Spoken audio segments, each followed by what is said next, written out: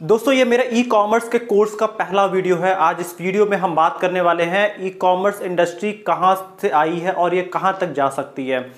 ये पूरा कोर्स 10 से 12 वीडियो का अभी तक मैंने प्लान करके रखा है और इस पूरे सीरीज में आप मुझसे पूरी तरह से जुड़े रहिए। अगर आपको ई कॉमर्स के बारे में कुछ भी नहीं आता है तो मैं एकदम बेसिक से आज शुरू करने जा रहा हूं। ये पहला वीडियो होगा, ये कंप्लीट ओवरव्यू होगा ई कॉमर्स के मार्केट का।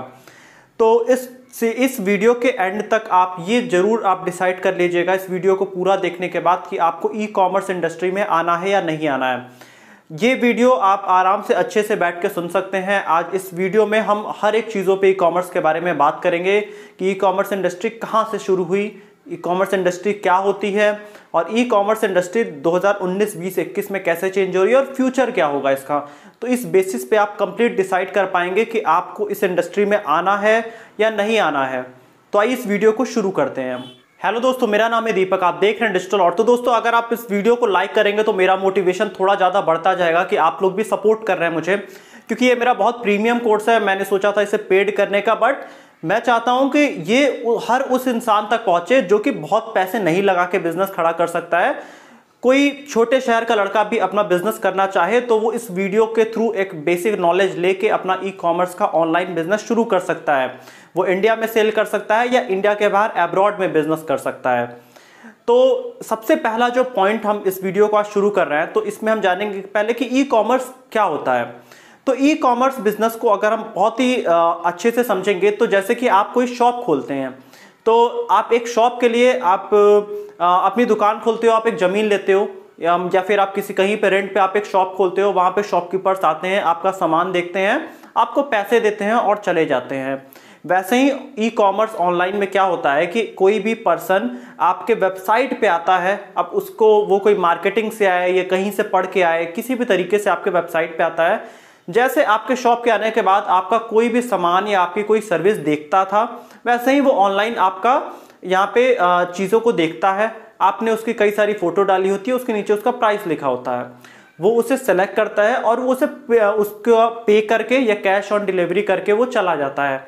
तो उसके बाद आपका काम होता है कि आप उसके प्रोडक्ट को उसके पास तक शिप कर दीजिए, पहुँचा दीजिए, और अगर वो कैश ऑन डिलीवरी है तो वो आपको बाकी के पैसे पूरे दे देगा। तो यही पूरा होता है। अगर एकदम मैं सिंपल लैंग्वेज में बात करूं तो ई कॉमर्स। अब सबसे बड़ा क्वेश्चन है कि ये ई कॉमर्स बिजनेस क्यों इफेक्टिव है आज की डेट में, क्यों ये ऑफलाइन बिजनेस से बेटर है आज की डेट में ई कॉमर्स, आज क्यों ये ट्रेंड पे हम बात कर रहे हैं। तो दोस्तों यहाँ पे अगर हम कंपैरिजन की बात करें कि आपकी ऑफलाइन एक दुकान है और ई कॉमर्स आपकी एक साइट है, इन दोनों में क्या बेटर है, तो इस पे अगर मैं बात करूं कि आप ऑफलाइन दुकान अपनी ज़्यादा से ज़्यादा 12 घंटे खोल सकते हो या 14 घंटे आप खोल सकते हो, बट यहाँ पे ये आपका 24 घंटे ओपन है आपकी वेबसाइट। यहाँ पे सबसे बड़ी चीज़ है कि आपको कोई एक बड़ी शॉप नहीं लेनी है, बस आपको एक बार आपने ई कॉमर्स साइट बनवा ली और आपका होस्टिंग वगैरह का ही थोड़ा पैसा लगेगा मंथली, वो बहुत कम होता है। जैसे कि अगर आप शॉप का मिनिमम 8-10 हज़ार आपका रेंट होता है तो उतने में तो आपका साल भर का आपका होस्टिंग वगैरह का कॉस्ट आ जाएगा। तो सबसे पहली बात तो ये बहुत कम कॉस्ट का होता है। दूसरी बड़ी चीज़, आप ये 12 घंटे खोल सकते हो, ये 24 घंटे आपकी ओपन रहेगी। कोई भी गूगल पे आया आपको देख के चला गया। अच्छा, इसमें एक बहुत बड़ी खास बात है ई कॉमर्स में कि आपको दुनिया में कहीं से भी कोई आपके साइट पे आए और सामान लेके चला जाता है। उसको पता नहीं आप कौन है क्या है, लेकिन वो आएगा, उसको सामान अच्छा लगा, वो खरीद के चला जाएगा। लेकिन ऐसा आपके दुकान पे नहीं होगा। जो आपके दुकान के सामने से गुजर रहा होगा वही आके सामान ले पाएगा। तो सबसे बड़ा डिफरेंस ये भी है। अब यहाँ पे आपको ना फर्नीचर अपनी दुकान पे रखनी है, ना लोगों के बैठने के लिए जगह रखना है, ना फैन, पंखा, लाइट, कुछ नहीं। आप अपने एक बेडरूम में बैठ के अपना बड़ा से बड़ा ई कॉमर्स बिजनेस आप खड़ा कर सकते हैं। तो दोस्तों ई कॉमर्स में किसी को टारगेट करना बहुत ईजी होता है। आप जैसे कि किसी भी गांव में अगर आप बैठे हो भारत के, आप कानपुर के एक गांव में बैठ के, आप कैलिफोर्निया के सैन फ्रांसिस्को में आप जाके किसी को प्रोडक्ट बेच सकते हो। ये ताकत है ई कॉमर्स की, जो कि आप अपनी फिजिकल शॉप से कभी नहीं कर सकते हो। दोस्तों इसमें किसी पर्सन को टारगेट करना बहुत ईजी होता है। जैसे कि अगर हम किड्स वेयर बेच रहे हैं, मतलब हम 2 साल के बच्चे का हम अगर कपड़ा बेच रहे हैं, तो हम डायरेक्ट फेसबुक से या अपनी गूगल की मार्केटिंग से हम डायरेक्ट उन्हीं पेरेंट्स को टारगेट कर सकते हैं जिनके बच्चे 2 साल के हैं। ये करना बहुत ईजी है इसमें। तो इसमें सेलिंग करना बहुत ईजी है। बड़ी बड़ी कंपनियां यही तो कर रही हैं, बस ये हमको आपको पता नहीं है। तो यहाँ पे टारगेट करना काफ़ी ईजी है। और अगर यहाँ पे हम बात करें कि यहाँ पे आपको कोई एक ऐसा पर्सन स्पेसिफिक नहीं रखना है जो कि आपके प्रोडक्ट के बारे में बताता रहे। आपने अपना प्रोडक्ट का फोटो लगाया, फोटो लगाने के बाद आपने प्रोडक्ट का डिस्क्रिप्शन लिख दिया और प्रोडक्ट का पूरा स्पेसिफिकेशन लिख दिया।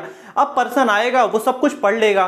तो यहाँ पे आपको बार बार किसी को बताने की जरूरत नहीं है कि मेरे प्रोडक्ट में ये है, सब कुछ आपका रिटर्न है वहां पे, बस पर्सन को आना है, सब कुछ ऑटोमेटिक प्रोसेस है। दोस्तों ई कॉमर्स ही फ्यूचर होने वाला है।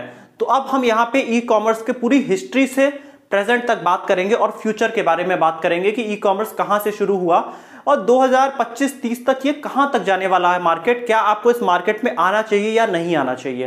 ये बहुत इंपॉर्टेंट पॉइंट है दोस्तों कि क्या आपको डिसाइड करना है यहाँ पे कि ई कॉमर्स इंडस्ट्री आपके लिए है या नहीं है।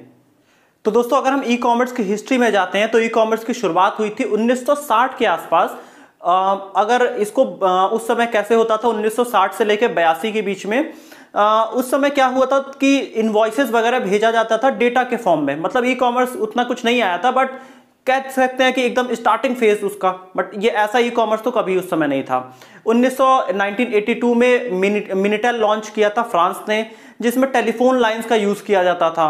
लेकिन असली में जो ई कॉमर्स की शुरुआत हुई वो 1990 के बाद से शुरू हुई।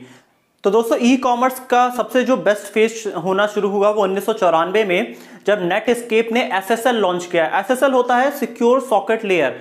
इसका मतलब होता है कि आप सेफली अपना डेटा ट्रांसफर कर सकते हैं, एंड टू एंड एनक्रिप्टेड होता है। जैसे कि व्हाट्सएप में हमारा जो चैट होती है वो एंड टू एंड एनक्रिप्टेड होती है, मतलब बीच में कोई पर्सन उसे नहीं देख सकता है। तो आज के डेट में SSL बहुत ज्यादा यूज करते हैं सिक्योरिटी के नाम पे। बड़ी बड़ी कंपनियां GoDaddy वगैरह इसका बहुत ही अच्छे से मार्केटिंग करती हैं। तो ये 1994 में आया था। तो दोस्तों 1995 में जो आज हम Amazon यूज करते हैं ये लॉन्च हुआ था, क्योंकि उस समय लोग किताबें बहुत ज्यादा पढ़ते थे। तो ये ऑनलाइन किताबें जेफ बेजोस ने बेचना चालू कर दिया था। तो उसके बाद धीरे धीरे किताबों के बाद इन्होंने टॉयज और CDs वगैरह इन्होंने लेके आया। लेकिन अब ये ऐसे मार्केट प्लेयर है ना जिन्होंने समय को देखा और उसके अकॉर्डिंग अपने आप को तुरंत चेंज किया, जो कि आज भी कंपनियां नहीं कर पाती है। ये उस समय अपने आप को चेंज कर रहे थे। जैसे कि इन्होंने देखा कि बाइंग बहुत ज्यादा नहीं हो पाती है, तो उसके लिए इन्होंने क्या किया, ये जो रिव्यूज और रेटिंग का सिस्टम है ये इन्होंने ही इंट्रोड्यूस किया था।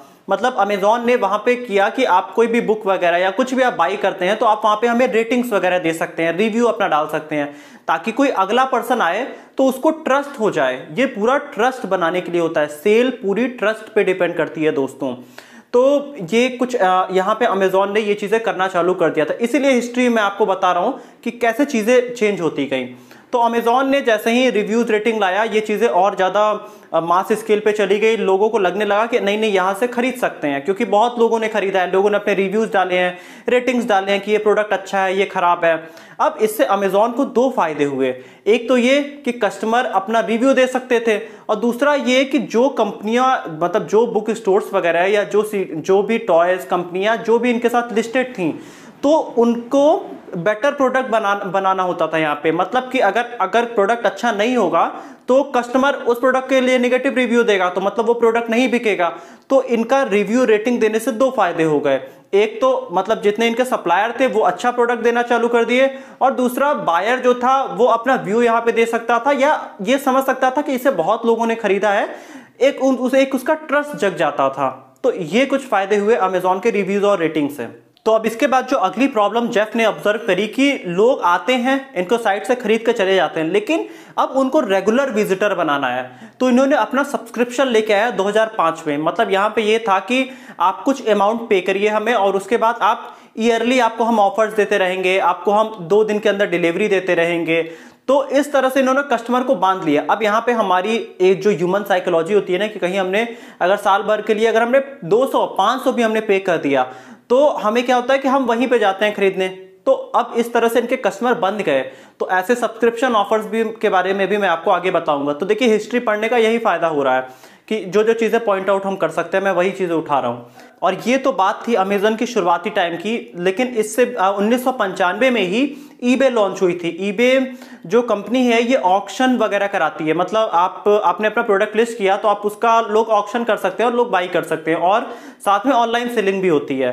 तो 2001 तक ये सबसे बड़ी कंपनी थी ई कॉमर्स के मार्केट की। और इसके बाद इट्सी भी लॉन्च हुआ, इट्सी पे हैंडमेड प्रोडक्ट्स और ये सारी चीज़ें मिला करती हैं। और दोस्तों इंडिया में जो पहली कंपनी बनी थी ई कॉमर्स की वो थी 1999 में, जिस पे मैंने एक डिटेल में वीडियो बना के रखी है, आप जाके लिंक मैं दे दूंगा डिस्क्रिप्शन में। वो कंपनी फेल हो गई थी, उससे भी आपको बहुत कुछ सीखने को मिलेगा। के वैथीश्वरम ने ये अपनी कंपनी चालू की थी, ये भी बहुत अच्छी एक स्टोरी है, आप जाके जरूर इसके बारे में इस वीडियो के बाद पढ़िएगा। तो इसके बाद अमेजॉन चल रहा था, इट्सी चल रहा था और ईबे चल रहा था। तो इंडिया में एक सफल जो कंपनी पहली शुरू हुई, बिन्नी बंसल ने ये कंपनी अपनी चालू की थी, फ्लिपकार्ट 2007 में चालू हुई थी। इन्होंने अमेजॉन को देख के ये अपना बिजनेस स्टार्ट किया था और स्टार्टिंग में ये भी बुक्स बेचा करते थे। बाकी इस बाद में ये इन्होंने अपने आप को फैशन में लेके आए, ग्रोसरी में लेके आए और बाकी बहुत चीज़ों में लेके आए। और बाद में अभी वैसे तो इन्हें वॉलमार्ट ने बाई कर लिया है, लेकिन ये कंपनी भी भारत की शुरुआती कंपनियों में से एक थी। और इन्हीं कंपनियों से सीख के लिए स्पेसिफिक इलेक्ट्रॉनिक इंडस्ट्री के लिए कुणाल बहल और रोहित बंसल ने अपनी कंपनी शुरू की स्नैपडील 2010 में न्यू दिल्ली से। ये कंपनी शुरुआत में बिल्कुल इलेक्ट्रॉनिक्स पे ज़्यादा फोकस थी, अभी ये और चीज़ों में काम कर रही है। इस पर भी हमने एक डिटेल्ड वीडियो बना के रखी है। स्नैपडील बीच में बहुत स्लो हो गई थी, ये लग रहा था कि ये खत्म हो जाएगी, बट इन्होंने फिर से मार्केट अपना कवर किया, तो इनके ऊपर भी हमने एक डिटेल वीडियो बना के रखी है, आप ये भी जाके देखिएगा। अब इंडिया धीरे धीरे 2010 के बाद इवॉल्व होने लगा था और लोगों के पास स्मार्टफोन बढ़ते जा रहे थे। अब टाइम आगे बढ़ता गया, कुछ साल 2018 में स्नैपडील, फ्लिपकार्ट और अमेजन ने बहुत रिकॉर्ड तोड़ के सेल किया इंडिया में। अब इस समय 2018 के आसपास के बाद से ई कॉमर्स इंडिया में लोग बहुत सीरियसली लेने लगे। तो दोस्तों 2018, 19, 20 के आसपास ये जितनी कंपनियां थी, इन्होंने बहुत अच्छी मार्केटिंग करी, खास तौर से अमेजॉन और फ्लिपकार्ट ने। इन्होंने दबा के एडवर्टीजमेंट हर जगह किया। और अब जब इनका बिग बिलियन डे और मेगा जो इनके सेल आते हैं जो ईयर में 1 या 2 बार, अब इसमें क्या होने लगा कि ये कुछ चीज़ों पे बहुत अच्छी सेल देने लगे, कुछ चीज़ों में प्राइस आगे पीछे करने लगे, जिससे इन्होंने काफ़ी सेल जनरेट कर ली और ये चीज़ें इनके लिए बहुत ज़्यादा ग्रो हो रही थी। बट कोविड आया। अब ये कोविड का टाइम बहुत इंपॉर्टेंट है। देखिए दोस्तों, अभी तक का हमने हिस्ट्री बहुत तेजी से बात की, 2020-21 पे हम बहुत ही अच्छे से हम समझने की अब कोशिश करेंगे। देखिए, एक तरफ सारे बिजनेसेस इंडिया में बंद हो रहे हैं और 2020 में भी आपने देखा, 2021 में भी आप देख रहे हैं कि जगह जगह लॉकडाउन है, हर जगह कोविड से बंद है। लेकिन एक चीज बहुत ओपन हर गवर्नमेंट ने रखा, क्योंकि गवर्नमेंट को भी उसमें फ्यूचर दिख रहा है। ई कॉमर्स कभी नहीं बंद हुआ।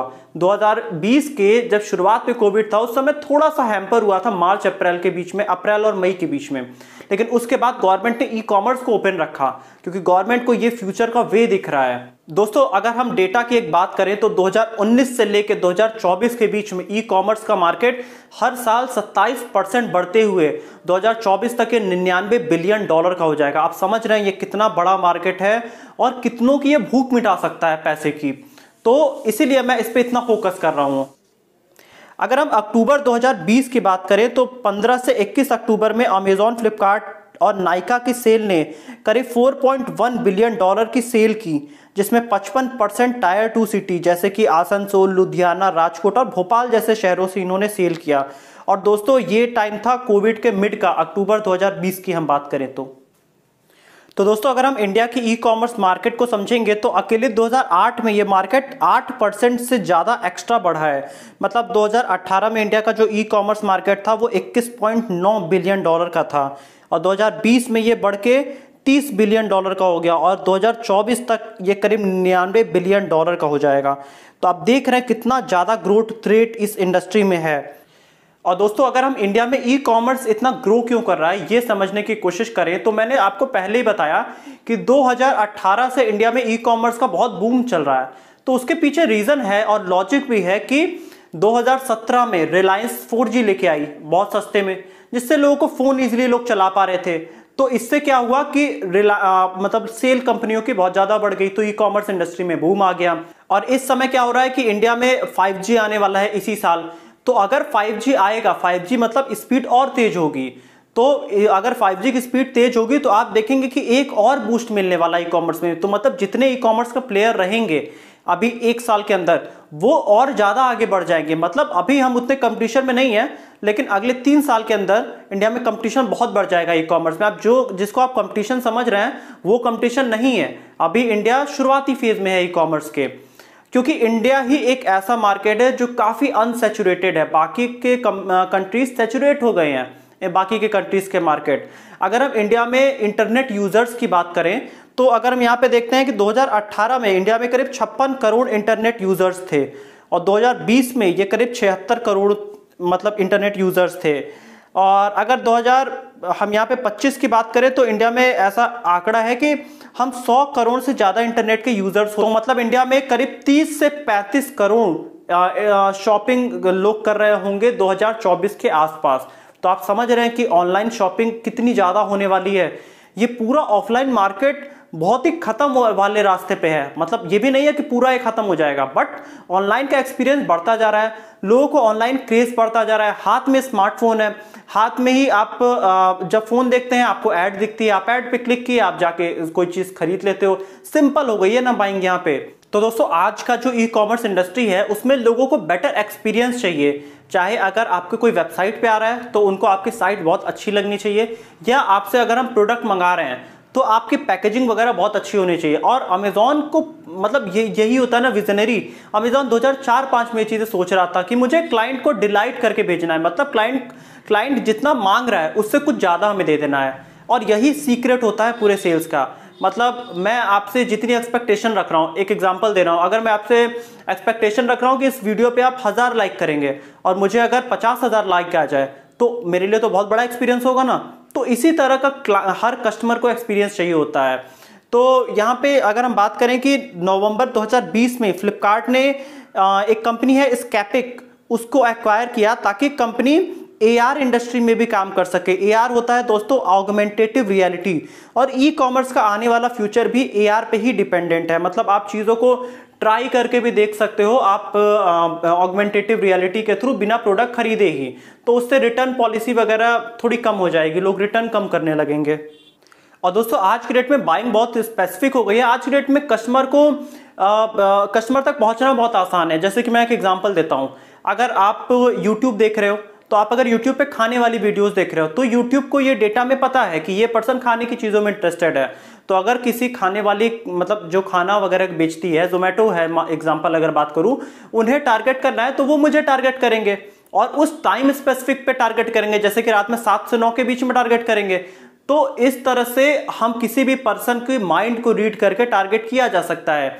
ये आर्टिफिशियल इंटेलिजेंस मशीन लर्निंग के थ्रू बहुत ईजी है। और आपको ये बहुत बड़ी बड़ी बातें लग रही होंगी, बट आप इनके एड्स में अगर जाएंगे, जो मैं आगे आने वाली वीडियोस में बताऊंगा, तो बहुत इजी है टारगेट करना किसी के इंटरेस्ट, किसी के बिहेवियर, किसी के चॉइस, किसी के लाइक, किसी के डिसलाइक पे उनको एग्जैक्ट ऐड दिखाना, वो क्या देखना चाहते हैं, और उससे आप अपना इजीली प्रोडक्ट सेल कर सकते हैं। और वहीं कंपनियों ने अपना एक्सपीरियंस और बेटर बनाने के लिए उन्होंने वॉइस सर्चेज स्टार्ट कर दिया। मतलब कोई आप कुछ बोल के आप सर्च कर सकते हैं अपने फोन में ही। तो सबसे पहला जो इंडिया में किसी ने शुरू किया और सबसे पहले किसी ने एक्वायर किया वो ये था मिंत्रा ने सबसे पहले ये चीजें शुरुआत करी। अब अगर हम स्पेसिफिक इंडिया में बात करें तो इंडिया में इस समय कंपनीज कहाँ टारगेट कर रही हैं, तो इस समय कंपनीज का टारगेट टायर 2 और टायर 3 सिटीज में है। मतलब वो छोटे शहर जैसे लुधियाना, कानपुर, बनारस हो गया, भोपाल हो गया, ये बीच के और छोटे शहर। अगर हम 2020 के डेटा की बात करें तो इसमें 88% बायर्स बढ़े हैं छोटे शहरों में। मतलब कोविड के टाइम में लोगों ने खूब ऑर्डर किया है, लोग शॉप जाते थे, लेकिन कोविड के टाइम में सब शॉप पे जाना बंद और लोगों ने 88% बाइंग बढ़ी है। मतलब करीब 40 लाख लोग छोटे शहरों से ज़्यादा बढ़े हैं जो कि ऑर्डर पहले नहीं करते थे, और 40 लाख लोग 2020 में एक्स्ट्रा ऑर्डर करना चालू किए हैं सिर्फ छोटे शहरों से। बड़े शहरों में तो लोगों ने अडॉप्ट कर लिया है और अब ये सारी कंपनियों का फोकस है इन छोटे शहरों में। तो यहाँ पे आपके लिए अपॉर्चुनिटी है कि आप अगर किसी छोटे शहर से हैं तो आपको ये इजी होगा, आपको अपना एरिया उनसे ज़्यादा बेटर पता है, तो आप अपने एरिया को स्पेसिफिक टारगेट कर सकते हैं। आप कोई चीज बहुत इजीली सेल कर सकते हैं क्योंकि आप वहीं से बिलोंग करते हैं। और दोस्तों अगर हम बात करें कि यहाँ पे इंडिया में करीब 85 करोड़ स्मार्टफोन यूजर्स भी हो जाएंगे 2022 तक, मतलब जो अच्छे खासे फोन यूज कर रहे होंगे। और इन्हीं सबको देखते हुए अमेजॉन ने अपना अमेजॉन पे इंडिया में लॉन्च किया और उसके बाद उसने 700 करोड़ रुपए इंडिया में अमेजॉन पे इन्वेस्ट कर रहा है क्योंकि उसे दिख रहा है क्या फ्यूचर होने वाला है। और ये कंपनियां बिल्कुल डेटा पे काम करती हैं तो इनको बिल्कुल इजीली दिखाई दे रहा है, इसीलिए मैं इतना ज़्यादा डेटा आज की वीडियो में इंक्लूड कर रहा हूँ आपको समझाने के लिए। और दोस्तों आप एक फाइट तो आपको जरूर दिख रही होगी कि रिलायंस जियो और अमेजॉन के बीच में फ्यूचर ग्रुप को एक्वायर करने के लिए। तो कंपनियों में इसीलिए चल रही है क्योंकि सबको इंडिया का मार्केट दिख रहा है और बाहर से कंपनियां आ रही हैं। वॉलमार्ट ने क्यों एक्वायर किया फ्लिपकार्ट को? क्योंकि उन्हें पता है कि इंडिया का मार्केट बहुत तेजी से बढ़ने वाला है। तो अब यहां पे इतने सारे डेटा के बाद में आपको पास अब ये आपको खुद से क्वेश्चन करना है कि आपको इस मार्केट में आना है या नहीं आना है। क्योंकि मैंने आपको बता दिया 2024-25 तक ये मार्केट 99 बिलियन डॉलर का हो जाएगा। तो अगर आप आज से शुरू करेंगे तब जाके आप उस मार्केट का पार्ट होंगे। तो ये चीज है, इसको करना बहुत इजी है। तो अगले वीडियो में हम बात करने वाले हैं अपने प्रोडक्ट के बारे में कि अब अगर हम ई कॉमर्स के लिए हमने डिसाइड कर लिया है, सोच लिया है, तो अब हमें क्या प्रोडक्ट रखना है और क्या बेचना है, क्या चीज इंडिया में चलती है, क्या चीज इंडिया के बाहर चलती है, प्रोडक्ट कैसे चूज करें, क्या बेचना है हमको। तो इन सब पे मैं अगले वीडियो में बात करूंगा एकदम जीरो से कि आपको प्रोडक्ट के बारे में सोचना कैसे शुरू करना है और करना है क्या है। तो इस वीडियो में सिर्फ एक असाइनमेंट है। ये वीडियो देखने के बाद आप थोड़ी देर सोचिए और समझिए कि आपके आसपास पिछले एक साल में कितना चेंज आया, क्या मेरी बातें सच हैं कि नहीं है, कि आपका आसपास के मार्केट में या आपके घर में आसपास लोग ऑनलाइन बाइंग करना शुरू किए हैं कि नहीं। क्या मतलब मैंने कितने ऐसे लोग देखा था जो कभी ऑनलाइन नहीं खरीदते थे और वो भी ऑनलाइन पे शिफ्ट हुए हैं। तो क्या ये फ्यूचर नहीं है? तो यही चीज है दोस्तों। आपको अगर ये वीडियो अच्छी लगी है तो आप कमेंट में बताइए कि आपको ये कितना बड़ा मार्केट आने वाले टाइम में दिखता है। और ये इस सीरीज को आप लाइक करते जाइएगा ताकि मुझे भी मोटिवेशन मिलता रहे अगले सारी वीडियोस बनाने का। तो दोस्तों अगर आपको वीडियो अच्छी लगी है तो वीडियो को लाइक कर दीजिएगा और चैनल को सब्सक्राइब कर दीजिएगा। और आप दोस्तों इस वीडियो को जरूर शेयर करिए अपने आसपास में। किसी को नहीं पता है ई कॉमर्स इंडस्ट्री के बारे में तो आप उसे बताइए जरूर। किसी की शॉप है, कुछ भी है, तो उसे बताइए ताकि वो भी इन चीजों को देखे, सीखे और आगे बढ़ सके। तो अगर वीडियो आपको रेगुलर चाहिए तो आप बेल आइकन भी प्रेस कर सकते हैं और सब्सक्राइब तो आपने कर ही दिया होगा।